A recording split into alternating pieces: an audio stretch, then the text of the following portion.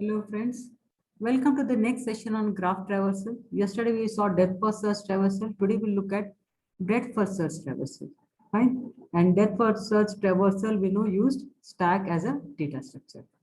Now, in case of breadth first search, we start traversing from a selected node, which may be the source node, or you even call it as a starting node, and you traverse the graph layer by layer. Means it's breadth first search. So you might go by level wise also, you can say, exploring the neighbor nodes. Then we move towards the next level of neighbor nodes. So Q data structure is used with maximum size of total number of vertices in the graph to implement breadth first search traversal. Let us look at the algorithm in short. So what are the steps? The first step is what? Define a queue of size of total number of vertices in the graph and even declare an array visit in which you will be putting all the vertices which are already visited. Fine. And the size of the array is again the total number of vertices in the graph. Then you select any vertex as starting point for traversal, then visit that vertex and insert it into the queue. Fine. Next, visit all the non-visited adjacent vertices of the vertex which is at front of the queue and insert them into the queue. Fine. When there is no new vertex to be visited from the vertex which is at front of the queue, then delete that vertex. Fine. Repeat step 3 and 4 until queue becomes empty. Now, when queue becomes empty, then produce final spanning tree by removing unused edges from the graph. So we'll be following the steps. So let us make the concept more clear with an example. Fine. Okay, so this is a given graph. The graph is same what I've used for DFS, so you can understand the difference between DFS and BFS. Fine. The same graph is used. Now, in case of DFS, we had Q as a data stack as a data structure. In case of BFS, we have Q as a data structure, right? Visit is common. We had visit there also, and we have visit here also. Fine. So in the very first step is you declare an array visit and you define a data structure Q. So what we'll be doing in Q, we'll be selecting a node, putting it into the queue, delete it, check it if it is in visit. If it is not in visit, add it to visit, and then insert its adjacent vertices into the queue. Fine. So let's start with the process. Now, select any vertex as a starting point. So here what we select vertex A as our starting point, right? We insert it into the queue, right? And then we delete it from the queue and check if A is in the visit. A is not in the visit. So delete A, add it to visit. And now after deleting A from the queue, you'll be inserting adjacent vertices of A onto the queue. Now, what is adjacent to A? Adjacent to A is B and C, right? What is adjacent means it's neighbors. From A, you can reach directly B. From A, you can directly reach C, right? So the adjacent vertices of A are B and C. So we'll delete A, add it to visit, and we'll insert B and C, fine? So A is deleted, added to the visit, and the adjacent vertices of A, that is B and C, are added to the queue. Now next you select the queue front again, that is B. Now again what we'll do, delete B, check if it is in visit. B is not in visit, so we'll add B to visit, and then we'll insert the adjacent vertices of B into queue, right? So B will be deleted. So what will be queue front now? Queue front will be now C, right? B is deleted, so queue front is C. And now what are you inserting? We are inserting the adjacent vertices of B. What are the adjacent vertices of B? Is A, C, and D. Fine. A, C, and D. Now A is already in visit, so it cannot be considered. So what will be inserting now? C and D. So C and D are inserted into the queue as adjacent vertices of vertex B. Fine. Now the next queue front is C. So again, delete C, check if it is in visit, right? And if it is not in visit, add it here. And then what you'll do, you'll add its adjacent vertices into the queue. So you'll insert adjacent vertex of C into the queue. So once you delete C, now this C will become the queue front. Fine. So C is added to visit, and what is adjacent to C?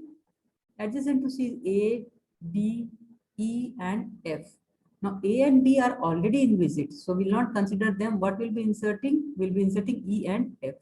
So E and F are inserted into the Q. And Q front is now C. Now what you'll do? You'll delete C and check C is in visit. C is already in visit, so you'll not do anything. Just delete C and discard it. Right? You just delete C and discard it. And what you'll add? What will be Q front? Q front will be then D. Fine. So C is deleted and discarded, and Q front is now D. Just see here. It was C, D, E, F. Now it is D, E, F. C is deleted. Now the next vertex what we'll be considering is D, which is your Q front. Now we'll delete key B and check if it is in visit. D is not in visit, right? So we'll add D to visit, delete it from here, and insert its adjacent vertices into the Q, right? So D is deleted, added to visit. And what is adjacent to D? Adjacent to D is B, E, and G. Now B is already in visit, right? So what will be inserting? We'll be inserting E and G. So E and G are inserted into the Q, right? D is deleted, and what becomes Q front now is E, right? F is already existing, and new two vertices are inserted into the Q, that is E and G, which are adjacent vertices of vertex D. Fine. Again, delete E, check if it is in visit. E is not in visit, so we'll delete E, add it to visit, and then we'll insert the adjacent vertices of E into the Q. Now, once you delete E, what will the Q front? Now, Q front will be F. Fine. So, Q front is F, E is added to visit, and what are the adjacent vertices of E? C, F, G, and D. Now, if you look at it, C is already in visit, D is already in visit. So, what will you insert now? You'll insert F and G. So, F and G are inserted into the Q. The next vertex, what we'll consider is Q front, that is F. Delete F, check if it is in visit, right? So, F is not in visit, so we'll be adding F here. Now, what is the Q front? Q front will be now E, right? Now, F is added, and adjacent vertices of F. Now, if you look at the adjacent vertices of F are C, E, and G. Now, C and E are already in visit, so we are not considering it. What will be inserting then? We'll be inserting only G. So, G will be inserted at adjacent vertex of F. Fine. Now, next vertex, what we'll be considering is E. Fine. Now, we already know E is already in visit, so what you'll do? Just delete it and discard it. So once you delete E and discard it, the next Q front will be G, right? Once you delete G, the Q front will be now G, right? Now, to select G, you delete G and check G is not in visit. So what we'll be doing? We'll be inserting, adding G to the visit, right? And what will be the Q front now? Q front will be F. And what is adjacent to G? Right, so let us look at here. G is added to visit, Q front is F. Now what is adjacent to G? Adjacent to D, G is D, E, and F. All are existing in visit, right? Right, all are existing in visit. So you will not be inserting anything into the Q, right? Now, if you look at visit, visit is already full, right? Visit is full. So what you do? You delete all these vertices from the Q and make the Q empty. Right? Visit is full, empty the Q. So this gives you the breadth first search traversal of this given graph. If you put the spanning tree, it will look like this. Right? The breadth first search of this graph is given using this spanning tree. I purposely took the same example what I had taken for DFS, so you understand how the spanning tree is also different and how this traversing order is also different, because here you are going level wise, right? There you are going depth wise. I hope the concept is clear. These are very easy concepts of BFS and DFS. The main thing you should remember is the underlying data structure. For depth first search traversal, underlying data structure is stack. For breadth first search traversal, underlying data structure is queue. Okay, again the same examples I want you all to try. Thank you. Stay home. Stay safe. Any difficulties, you can always message me or mail me. Thank you.